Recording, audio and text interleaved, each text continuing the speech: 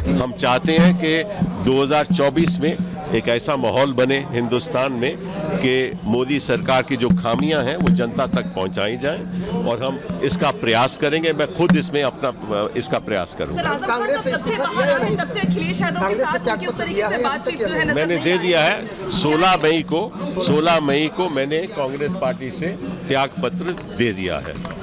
16 मई को मैंने त्याग पत्र दे दिया। लेकिन आजम खान जब से आए जेल से बाहर तब से मुलाकात नहीं हो पाई है, तो क्या आजम खान और अखिलेश जी की अब तक मुलाकात नहीं? अरे भैया आप देखिए, मैं यहाँ आया हूँ, ये सवाल अब हमसे काहे को पूछ रहे हैं? सर समर्थन सभी ने मुझको दिया है। सारे उत्तर प्रदेश में जो यहाँ दल है उसमें समर्थन मुझे मिला है। उत्तर प्रदेश की कितनी आवाज हम कह सकते हैं राज्यसभा में? देखिए आपको मालूम है कि मेरी राज्यसभा में आवाज उठती थी, तभी भी मैं उत्तर प्रदेश का प्रत्याशी था। पिछली बार भी उत्तर प्रदेश का प्रत्याशी करें। हम चाहते हैं कि 2024 में एक ऐसा माहौल बने हिंदुस्तान में कि मोदी सरकार की जो खामियां हैं वो जनता तक पहुंचाई जाएं और हम इसका प्रयास करेंगे। मैं खुद इसमें अपना इसका प्रयास करूंगा। मैंने दे दिया है 16 मई को मैंने कांग्रेस पार्टी से त्याग पत्र दे दिया है। 16 मई को मैंने त्याग पत्र दे दिया। लेकिन आजम खान जब से आए जेल से बाहर तब से मुलाकात नहीं हो पाई है, तो क्या आजम खान और अखिलेश जी की अब तक मुलाकात नहीं? अरे भैया आप देखिए, मैं यहाँ आया हूँ, ये सवाल अब हमसे काहे को पूछ रहे हैं? सर समर्थन सभी ने मुझको दिया है। सारे उत्तर प्रदेश में जो यहाँ दल है उसमें समर्थन मुझे मिला है। उत्तर प्रदेश की कितनी आवाज हम कह सकते हैं राज्यसभा में? देखिए आपको मालूम है कि मेरी राज्यसभा में आवाज उठती थी, तभी भी मैं उत्तर प्रदेश का प्रत्याशी था। पिछली बार भी उत्तर। तो कपिल सिब्बल ने कांग्रेस से इस्तीफा दे दिया है। उन्होंने खुद ये जानकारी दी। 16 मई को पार्टी से इस्तीफा दे दिया था और कुछ देर पहले उन्होंने नामांकन दाखिल कर दिया है समाजवादी पार्टी की तरफ से राज्यसभा के लिए।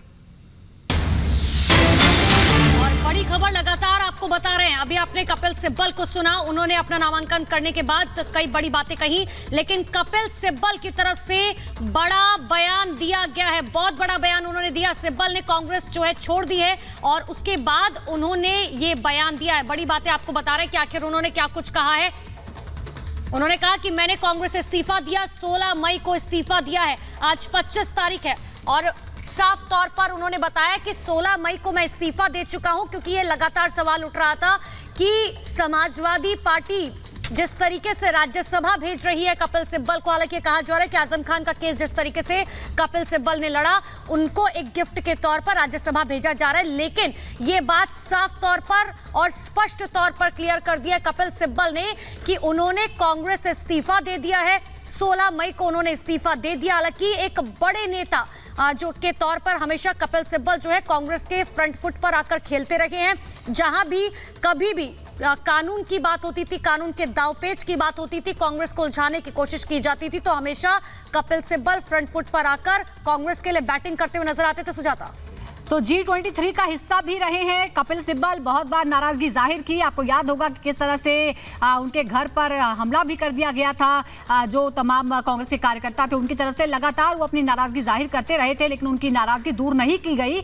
और अब उन्होंने औपचारिक रूप से ये जानकारी दे दी है कि दरअसल उन्होंने 16 मई को ही कांग्रेस से इस्तीफा दे दिया था। अभी तक ये माना जा रहा था कि क्योंकि सहयोगी हैं तो हो सकता है कि वो समाजवादी पार्टी की तरफ से चले जाएं। इस तरह के बहुत सारे पहले भी तरह के समीकरण बैठाए गए हैं, लेकिन अब उन्होंने औपचारिक रूप से ये बता दिया है कि अब वो कांग्रेस का हिस्सा नहीं है, अब वो समाजवादी पार्टी की तरफ से राज्यसभा जा रहे हैं।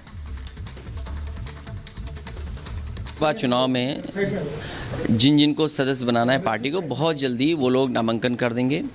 आज कपिल सिब्बल जी ने किया है, वो समाजवादी पार्टी के समर्थन से राज्यसभा में जा रहे हैं। पहला नॉमिनेशन हुआ है। कपिल सिब्बल जी वरिष्ठ अधिवक्ता रहे हैं, देश के जाने माने केसेस उन्होंने लड़े हैं। वो लोकसभा में रहे हों, राज्यसभा में रहे हों, उन्होंने बात को अच्छी तरह रखा है ढंग से। पॉलिटिकल कैरियर भी है उनके पास, एज ए लॉयर बहुत सक्सेसफुल लॉयर हैं। तो हमें उम्मीद है कि देश में जो बड़े बड़े सवाल हैं आज देश किस रास्ते पर है। आज बेरोजगारी सबसे ज़्यादा है, महंगाई रुक नहीं रही है, कानून व्यवस्था ध्वस्त होती चली जा रही है, हमारी सीमाएं सुरक्षित नहीं हैं, चीन लगातार हमारी सीमाओं के अंदर आ रहा है। तो इन तमाम बड़े बड़े सवालों पर मुझे लगता है कपिल सिब्बल जी समाजवादी पार्टी और अपने विचारों को रख पाएंगे।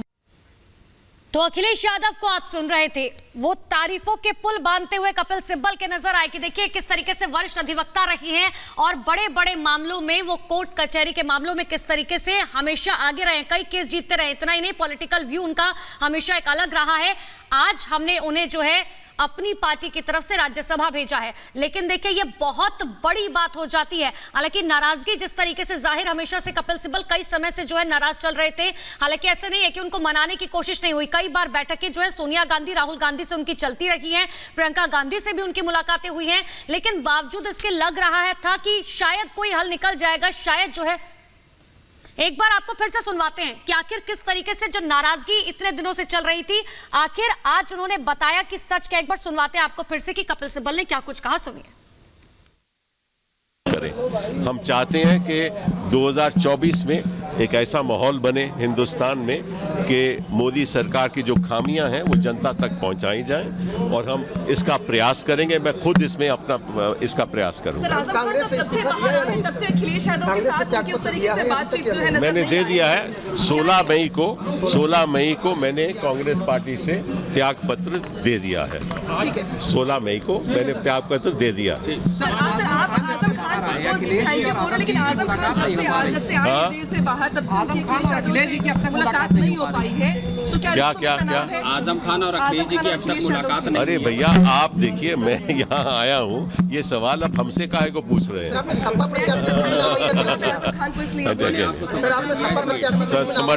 समर्थन सभी ने मुझको दिया है, सारे उत्तर प्रदेश में जो यहाँ दल है उसमें समर्थन मुझे मिला है। उत्तर प्रदेश की कितनी आवाज हम कह सकते हैं